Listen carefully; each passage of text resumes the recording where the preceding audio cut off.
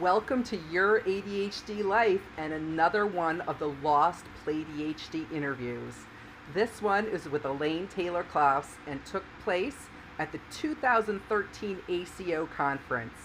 Elaine and I took some time to just sit on the floor in our hotel room and chat about play and family and ADHD and life.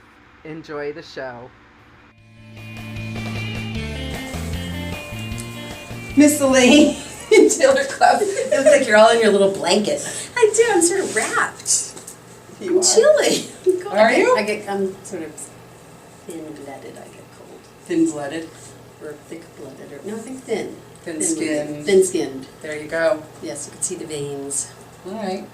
So what are we talking about? Let's talk about your session yesterday.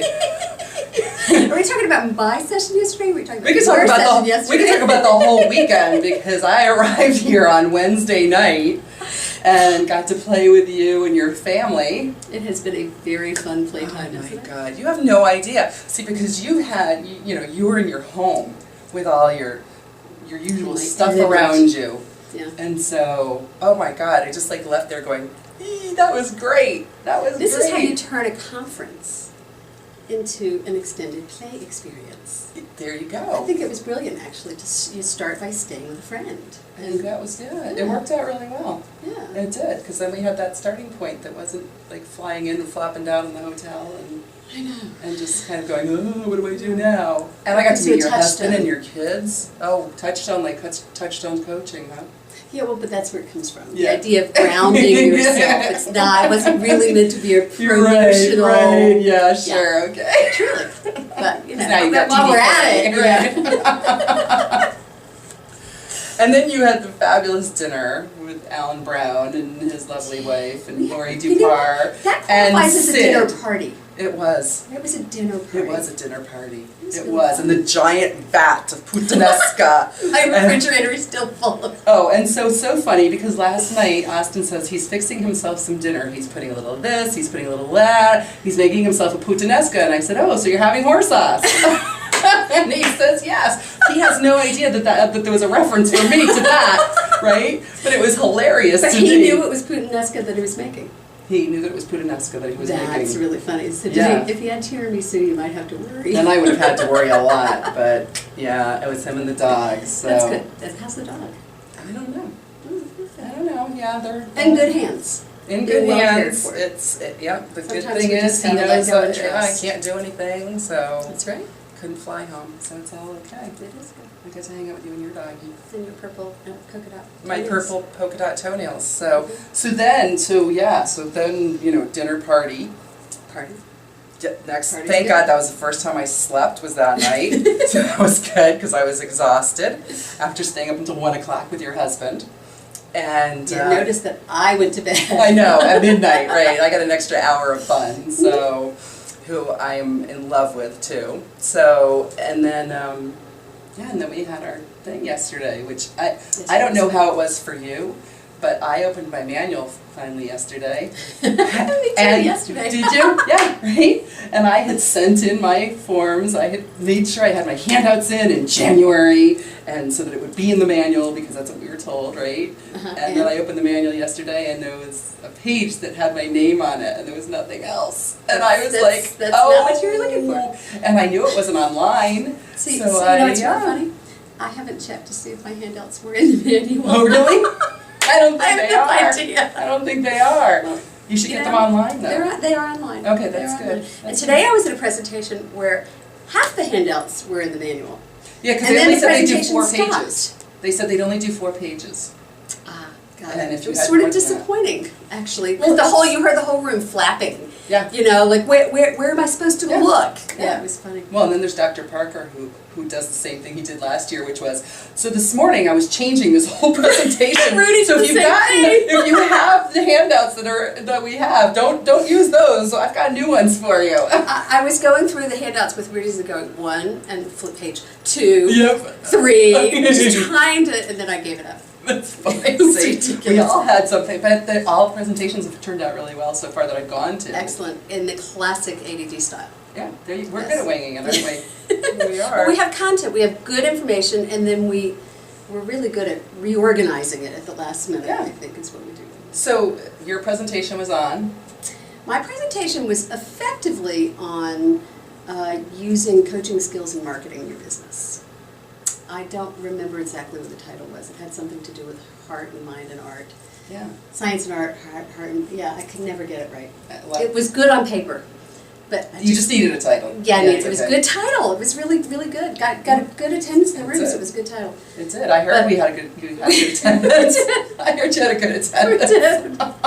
So did you, apparently. Yeah, I said to Randy before I left, he said, so you'll have like 70, 80 people in the room, and I said, honey, if I have like 5 or 10, I'm going to be really happy, right? There's probably about 20 people in the I was room. going to say, you certainly had enough people to make some noise. They made a lot of noise. They did. They did. Jeff Copper, oh my God, he was so loud. He was so loud, and I didn't think he was going to be in my thing, so, Well, you know. I think Jeff needs permission to let it loose a Oh, little it was bit. very funny. Yeah, he It really was appreciated it. hilarious. He was hilarious. So yeah, it was an interesting crowd because I didn't know how they were going to handle it. I actually toned it down. You? I toned it down. I had a lot more goofiness in the presentation, and I decided to tone it down. But they Wait, fully. I want to know what prompted the decision to tone it down. I looked at the room, Good. and it was. So you read the space. I did. It was It was. I think. Several people, a lot of the people in the room, I mean, I knew because I'd met them and I kind of knew their style, and I thought, oh, if I get too goofy here, they're going to get lost, and they're not going to get what they need from this. And I had a few people saying, oh, I heard the rumor that even though this is what your topic is on, that's not really what you're going to be talking about. Oh, yeah. Because I had said, Yes, yeah. you know, there's a lot of content in here. And I'm going to be going, you know, not always on those slides, and we're going to be having fun. And some people took that to me like that's not really what I was going to do. Right. They were smart to ask me though, so. Well, and it was good information for you to have. Yeah, it was. So, but oh my God, we had so much fun. It sounds Holy like crap! So the one that you heard, and I didn't know that you were next door. Like it was like the last thing on my mind, like at that moment, because I couldn't find the connector for the computer.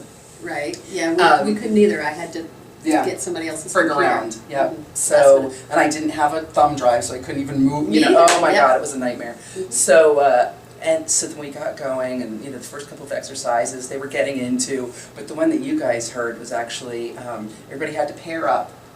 And they had to pair up by putting their elbows up and touching elbows, you know, 2 people. Yep. That'd be And so- hard for us and so to they, do. So We're they about all, a foot right, high. exactly. So they're all sitting there like that for a little while, and then I'm like, okay, and you can put your elbows down. And they were like, okay, what the heck? But then they all had to see how many things they had in common with one another. And every time they had something in common with one another, they had to high 5 or high 10. Cool. And so I never did I say you have to go woo, right? But that naturally comes with that, right? It does, especially after a couple of times. Yeah. You Oh my need God. more Well, than especially just- Jeff in the background. Holy cow. He was the loudest one. And so what he and his partner ended up doing was, I have a nose. You have a nose. Oh my God. So that's what they were doing. Oh, Other lovely. people took it a little bit to a little bit less superficial level, but yeah.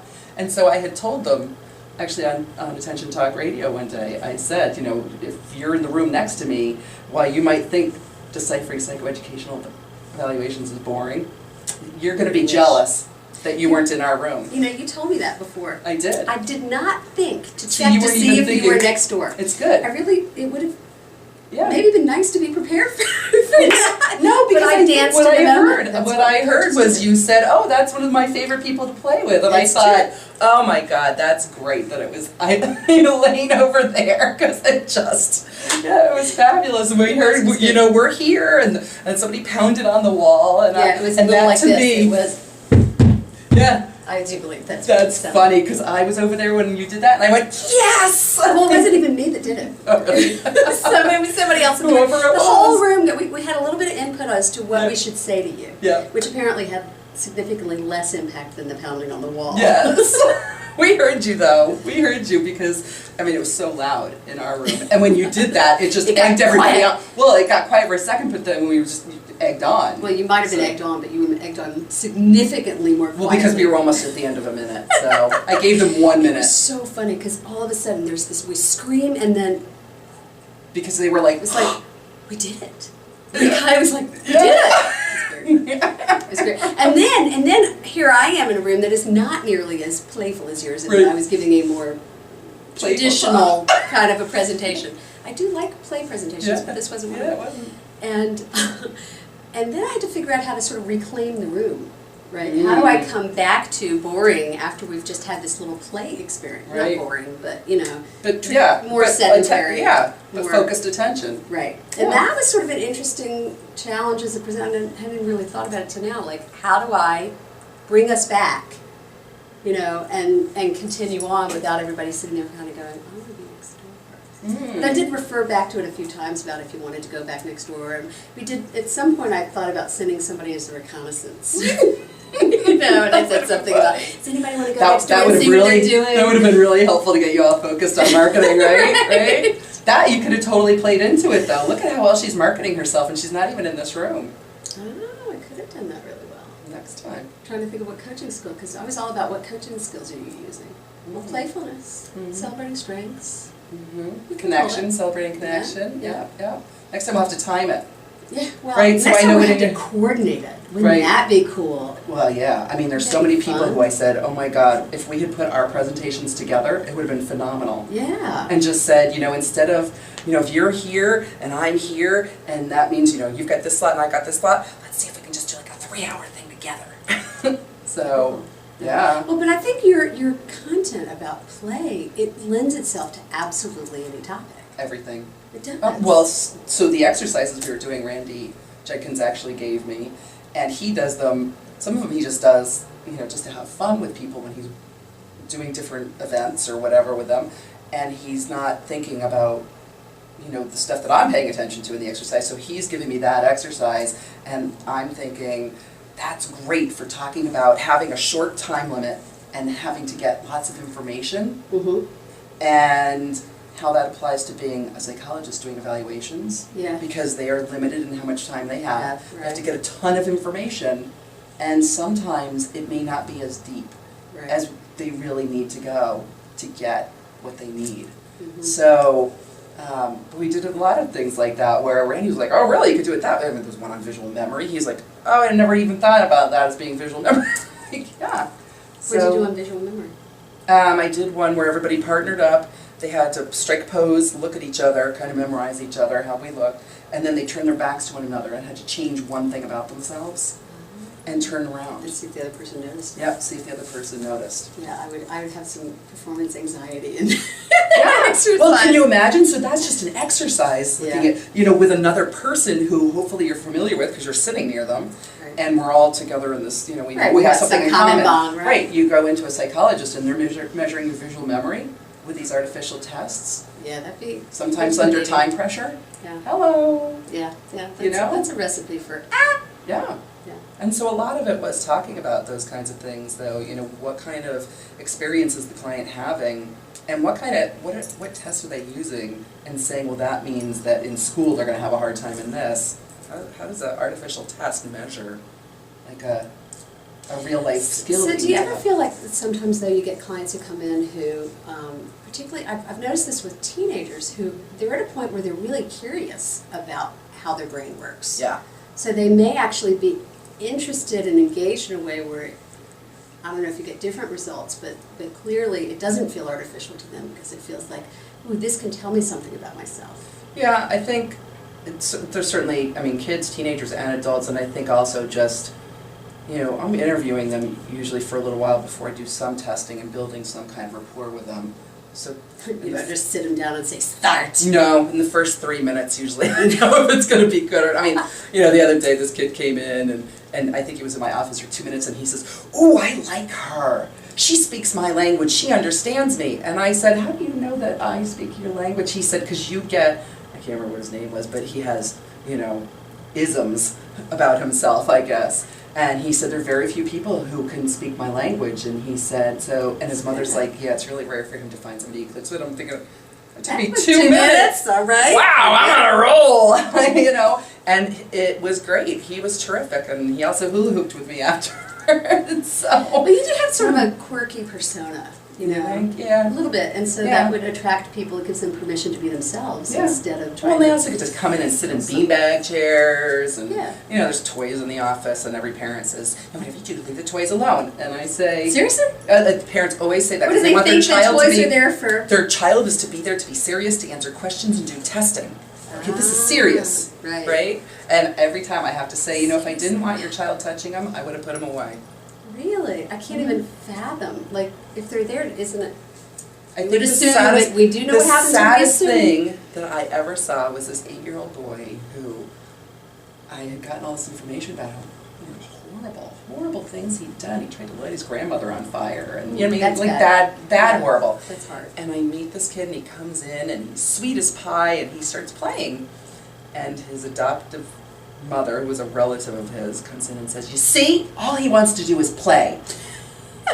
I'm sitting there Really? going, "Good for him." How dare that And 8-year-old she want says, to "Yeah, play? he's only happy if he's playing." I'm like, "Me too, me too," right?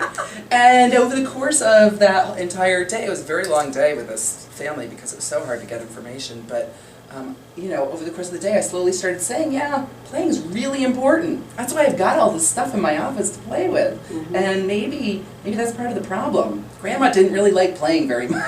Apparently not. No, Grandpa She might did. have liked fire, though. Yeah, Grandpa liked playing a lot, but Grandma didn't like Grandpa going and playing with the little boys, so he wanted her out of the way. Yeah, That's a sad story. It really was very sad, but I mean, he was happy, he was easy, you know, she's like, he doesn't even put his stuff away. And I'm like, well, some of that stuff is hard to figure out how to get it back in the box, you know? So what? So what? So, He's you know, not like tearing things apart. What is it about, why is it so hard to give people permission to be human? I mean, kids to be kids, adults to be human. Well, where I is was that? just talking with Nancy Bean, and she said, you know, I used to have so much energy, and she said people would even accuse me of being on drugs, and I said, okay, how's that for a statement? You're energetic You're and full of playful life. and fun, and people say she must be on drugs. I'm like, that's That pretty does give sad. illuminating to high on life. It does. It does. But it is, it's really, it's, I think that's something that resonates with almost everybody I coach. It's just the concept that you have permission to be human. Yeah. Yeah. Hello. Yeah, it is sort of basic. Human the way you want to be. Mhm. Yeah. Yeah, and that usually includes making mistakes And being silly. and being silly. Well, not all humans are so comfortable with silly. know, That's I been sort of know. trained out of them. But sometimes, Yeah. yeah. Yeah, saying something stupid, not feeling like you have to apologize for the next, Yeah. so. Well, I had a good time because that just added like this extra element of like, after the presentation was done, The you know, and debrief. I'm like, and then I have all these people coming to me and saying, though, we were in the next room, and I was like, yes, that's The great. presentation lives on. It did. It did, and it will be one of the memorable things that people have when they Yeah. think back to this conference. That was the if one they were when, smart enough to be in our rooms. right? Right. Which many of the people were. I know. Just they correct, were. I know yes. they were. We- I love Dr. Katz, but you know, they're quite fabulous. So And so is he. he is quite.